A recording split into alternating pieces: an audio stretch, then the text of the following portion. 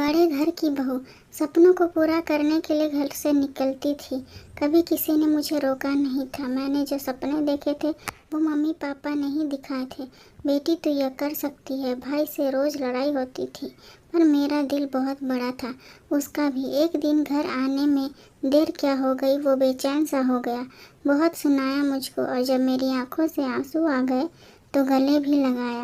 बोला, देख बहन, हमारी ज़िंदगी तू ही है। इतने लेट न आया कर। अगर ऐसा कोई काम था तो मुझे ही बोल देती, मैं भी तेरे साथ चल लेता। कब मैं बड़ी हो गई पता भी नहीं चला।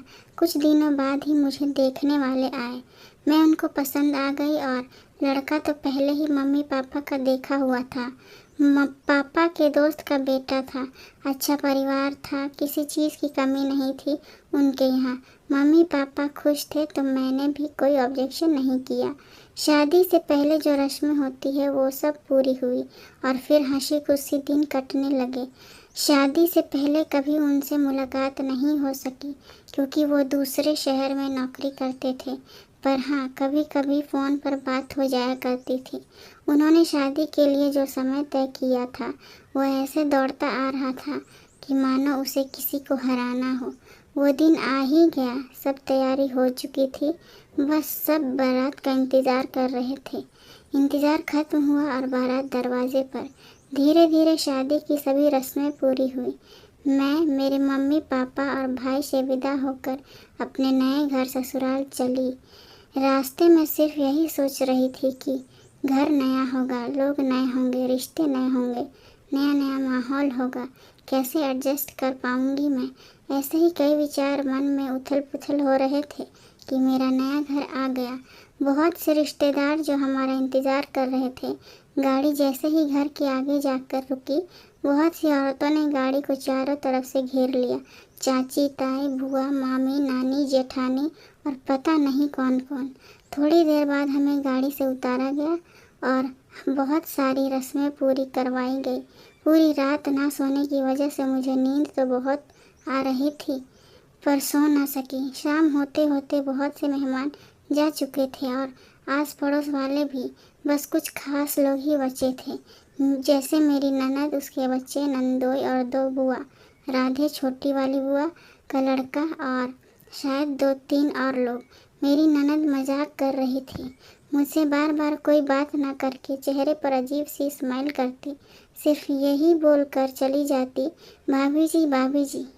अगले दिन मैं जैसे ही कमरे से बाहर आई तो ननद मिल गई और पूछा, भाभी जी पहली रात कैसी रही? मैं कुछ नहीं बोल पाई और बस हल्की सी मुस्कान कर आगे चली गई। दिन से दोपहर से शाम होती गई, मेरे मन में जो सवाल उठ रहे थे उन सब का जवाब मिलता गया। मुझे नंद के बच्चे बड़े नटखट और प्यारे थे, उनका साथ अच्छा लगा मुझे। शादी के बाद 2 दिन तक ही रहे। उनकी एग्ज़ाम थी, इसलिए नंद भी बच्चों के साथ ही चली गई।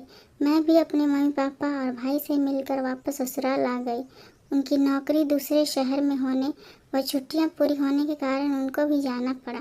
जैसा मैं पहले कभी सोचती थी वैसे ही मिले हैं मुझको ये। अब घर पर मम्मी पापा और मैं ही रह गए थे। सोचती थी पता नहीं मेरे दिन कैसे कटेंगे यहाँ पर। जैसे जैसे दिन बीतते गए मम्मी जी से मेरी दोस्ती गहरी होती गई। पापा जी भी अच्छे इंसान हैं, कभी मुझ पर किसी बात की पाबंदी नहीं लगाई। वो तो घर कभी कभी ही आते हैं, पर मम्मी जी से अच्छी दोस्ती होने के कारण मुझे कोई परेशानी नहीं हुई।